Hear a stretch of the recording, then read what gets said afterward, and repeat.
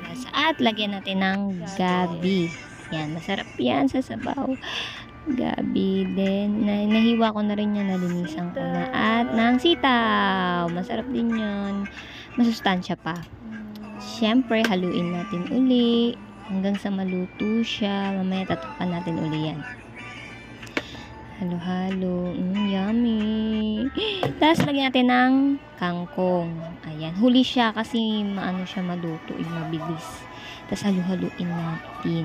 Ayan, pagpatapos na maluto yung kangkong na. So, ayan, tapos na. Halo-halo na ng finished product. Malambot na rin yung baboy kasi pinakuluan natin siya ng matagal bago natin ilagay yung mga gulay. Ayun lang.